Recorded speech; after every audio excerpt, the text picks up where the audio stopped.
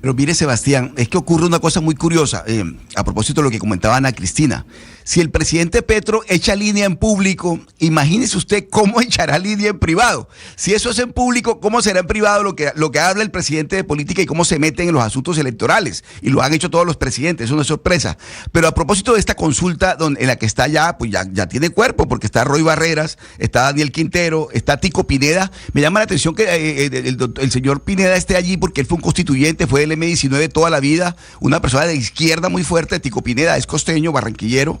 Está Camilo Romero, es decir, y ahí si no estuvieran ellos, no faltaría el Huertas, que está acompañando a la consulta de la doctora Claudia López, el señor Huertas, que yo sí, honestamente confieso que no lo conozco, pero siempre habrá un Huertas para meter en una consulta, y ahí con dos ya arma la consulta. Yo creo que en este caso el doctor, el ex senador Roy Barreras ha hecho unos cálculos políticos y él considera que con la maquinaria, y además de lo que dice Sebastián es cierto, ese famoso Frente Amplio que se creó cuando ganó Petro la presidencia ya hace 4 años, ese Frente Amplio era petrista, claro, había una izquierda fuerte y dura, pero también había sectores de izquierda progresistas. Lo que pasa es que ese petrismo se quedó con el gobierno, es decir, ese es el petrismo rancio que está aferrado al poder de Petro y le ha ido cerrando espacios a una izquierda democrática, obviamente que cuestionará mucho el comportamiento de Benedetti y de Roy Barreras, pero es una gente que ha tenido ideas progresistas y han votado en el Congreso con los sectores de Petro en su momento.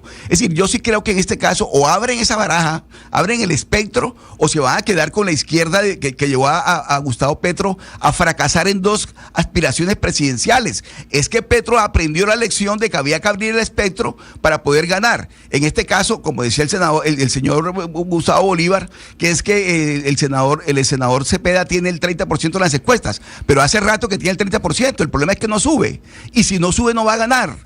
Esos son los cálculos que está haciendo Petro también, y están haciendo los demás. Es que con el 30% no les alcanza para ganar la presidencia. Ya Petro lo demostró en 2 oportunidades. Tienen que abrir el espectro y cerrándole las puertas a otros personajes, les va a quedar muy difícil ganar. Bueno, Sebastián, tengo una cantidad de mensajes de los oyentes en el 301-764-4108, nuestra línea de WhatsApp, que con mucho respeto le dicen que eso que usted le dicen a Cristina de que Roy Barreras y Daniel Quintero son de izquierda, pues no es cierto. Camila. Que por más que simplemente son unos oportunistas que se han vestido de todos los colores y que hoy les conviene estar vestidos de izquierda porque es el espacio en donde encontraron mayor posibilidad de permanecer en el poder. Pero Camila, que si les tocará pintarse de otro color, se pintan de otro color. Le doy le doy, Sebastián, 2. Pues primero, revisar cuáles han sido los planes de gobierno de Daniel Quintero para mirar qué es lo que hay detrás. Pero le doy 2 ejemplos chiquitos de lo que es Daniel Quintero. Cuando era candidato a la alcaldía de Medellín, el periódico El Colombiano hizo unos videos pequeños, unos videos chiquiticos con todos los candidatos y hacían una pregunta. ¿Usted está de acuerdo con la interrupción voluntaria del embarazo? Mire, ni siquiera los del Centro Democrático dijeron que no, ni siquiera. Y Daniel Quintero fue el único que dijo que no estaba de acuerdo con la interrupción voluntaria del embarazo. O sea, ni siquiera la derecha dijo que no. Decían, depende de la posibilidad. Entonces, bueno, eso primero. El único que dijo tajantemente no fue Daniel Quintero. Y segundo, ¿qué fue lo primero que hizo Daniel Quintero cuando entró a la alcaldía de Medellín? Tirarles el ESMAD a los estudiantes de la Universidad de Antioquia. Entonces, ahí eso de progresista, eso hay mucho que decir, porque es que no solamente los planes, son los actos y las cosas que hizo Daniel Quintero, que prometía una cosa y hacía otra. Entonces, Roy Barreras, perdón Sebastián, Roy Barreras y este señor Daniel Quintero, claro, ellos son pintaditos, son con el mismo molde. Hoy son de izquierda, mañana de derecha y pasado mañana lo que toque. Claro, pero como estoy de acuerdo con ustedes, los dos han hecho muchas cosas que no son de ideología de izquierda o progresista y las anotamos en un papel. Esas 2 se las otorgo, pero muchas otras, Ana Cristina, los dos han acompañado mayoritariamente la agenda de este gobierno, que es una agenda de izquierda. Pues claro, porque les da burocracia. Bueno, claro, pero lo que estoy diciendo, pero estamos haciendo el programa en febrero del 2026, el programa que haremos en febrero del 2028 será otro con Roy en otro sitio, de acuerdo, pero hoy hacemos este programa y están afiliados a una agenda política e ideológica, Ana Cristina, y eso es lo que ellos defienden y está bien, pero entonces es como solamente pongamos en la izquierda. Pero ¿sabe qué es lo que pasa? Pero no, Sebastián. Señora. Pero es que se entiende que, por ejemplo, Susana Muhammad, Gustavo Bolívar, esa gente purista de la izquierda, que de hecho Gustavo Petro probablemente piensa como usted, porque acuérdese que lo regañó y en ese famoso Consejo de Ministros les dijo, no señores, aquí el sectarismo para otro lado, porque si no gobernamos, acá necesitamos el sancocho nacional, necesitamos que esté todo el mundo y por eso está Armando Benedetti sentado al lado mío. Pero la desconfianza que genera unos políticos que se han vestido de todos los colores es que hoy dicen que son de izquierda, pero ¿quién le garantiza a usted que se eligen con las banderas de la izquierda y no gobiernan con otra postura mañana? Que hay un riesgo. Entonces por eso la gente les dice, esa gente verdaderamente no es de izquierda, porque se visten de lo que les conviene personalmente. Bueno, aquí hay un riesgo, pero el señor Roy Barreras va a todos los programas de radio y a todas las entrevistas y al Congreso a defender autores, ideas progresistas. Es lo que él hace y hoy en día está haciendo eso. Sí, pero eso no lo cataloga de progresista. O sea, no es solo que usted hable y para afuera y para afuera. También la experiencia, su vida, su estadística le dice mucho.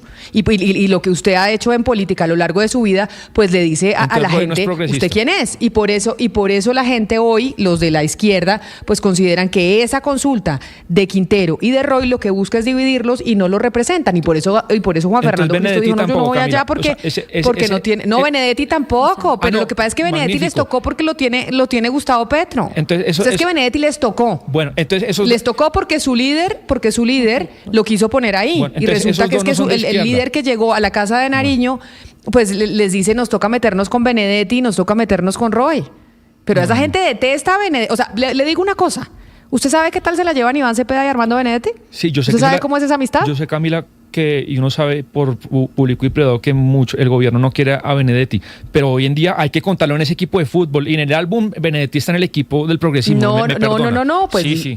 No, o sea, pues dentro, pero el por presidente eso lo saque y le pida la renuncia, pero hoy juega en ese equipo y en la Champions de la política Benedetti es de este gobierno.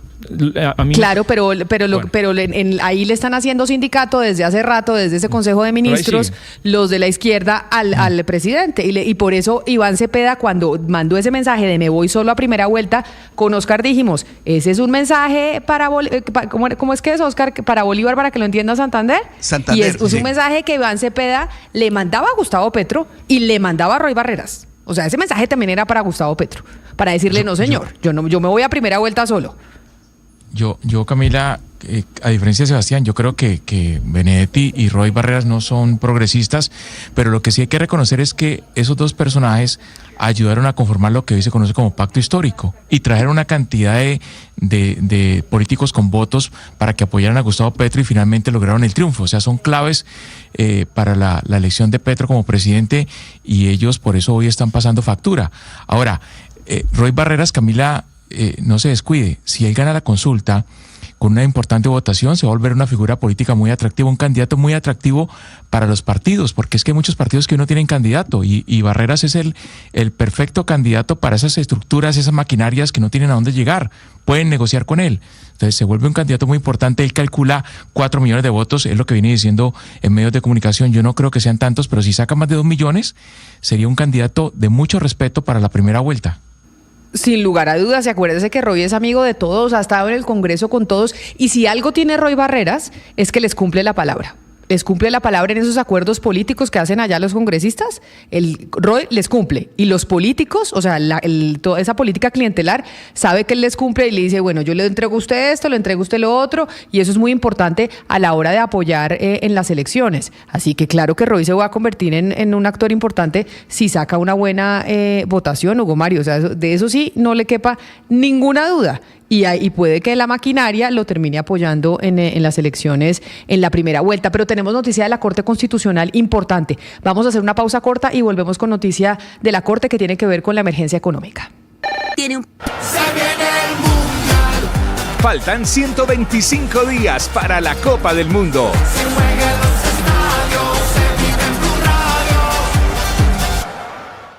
Es un gusto saludarlos en este amanecer. En Blue celebramos una noticia que nos encanta escuchar. Aquí seguimos conectados con ustedes. Somos de nuevo la emisora hablada más escuchada en Colombia. Con la pizca de humor para nuestra dura realidad. Seguimos conectando con millones de ustedes todos los días. ¡Bravo! Gracias por hacernos la número 1. Blue. más que radio. Bienvenidos, un gusto saludarlos. Buenos días, oyentes. Con ganas iniciamos nuestro día. Mañanas Blue con Néstor. Noticia judicial llega desde la Corte Constitucional y ojo, la costa Caribe y la gente, pues que somos todos, que pagamos energía en Colombia, porque la Corte Sergio Barbosa suspendió temporalmente el decreto expedido por el Gobierno Nacional en donde decía que creaba nuevos cobros a las empresas generadoras de energía eléctrica. Camila, buenos días. Sí, señora. Mire, yo la saludo desde el Palacio de Justicia. Esta mañana, sorpresivamente, la Corte Constitucional citó a una sala plena extraordinaria precisamente para discutir el decreto 0044, que era el que creaba nuevos impuestos a las empresas generadoras de energía hasta el amparo de la emergencia económica del gobierno del presidente Gustavo Petro. La decisión de una sala plena que acaba de terminar hace pocos minutos, entonces, es que se suspende provisionalmente este decreto que había expedido el gobierno nacional, que creaba un tributo especial que debía ser asumido por las compañías generadoras de energía y destinado a respaldar, según el gobierno, financieramente a las distribuidoras que operan en la región del Caribe. Recordemos que la semana pasada, exactamente el jueves de la semana pasada, la Corte ya había tomado decisiones sobre los otros decretos, el decreto madre, el 1390, que fue el que convocó a la emergencia económica, y el 1474, que era el que cobraba los impuestos, como por ejemplo el IVA del 13% a los licores. Faltaba debatirlo, que está en el despacho del magistrado Vladimir Fernández, recordemos, hombre cercano a la presidente Gustavo Petro, pues fue su secretario jurídico. Los detalles de esa sala plena, Camila, entonces, es que fue una votación de 6-2, dos magistrados salvaron su voto, Vladimir Fernández y Héctor Carvajal.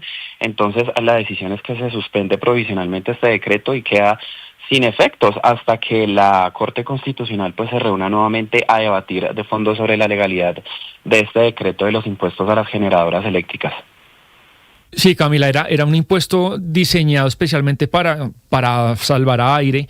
Yo creo que esta es una noticia que le interesa especialmente a la región Caribe, puntualmente a los departamentos de Atlántico, Guajira y Magdalena, porque, Camila, pues Aire absolutamente quebrada. Lo que se buscaba era con una sobretasa a las utilidades del 2.5%, la mitad de ese 2.5%, es decir, 1.25% sobre las utilidades se pagaban en este mes, y la segunda parte a finales de mayo. También había un pago en especie que tenía que hacer las empresas generadoras de energía para el 2026 para alivianar la carga operativa de algunas de esas empresas. Pero entonces, Camila, pues es que es un tema que acá le hemos dado mucha importancia, mucha relevancia a través de diferente contenido, y es si el gobierno no logra financiar momentáneamente Aire a través de esto, ¿cómo lo va a hacer? Porque el problema de caja de Aire es explosivo absolutamente, y pues la Corte deja sin efectos inmediatos esto hasta que se falle de fondo. Sí, pero mira, además una cosa, el ministro Palma ha venido diciendo reiteradamente que el gobierno estaba contando con estos recursos. Efectivamente, por eso fue que lo incluyeron en la propuesta de reforma de emergencia económica.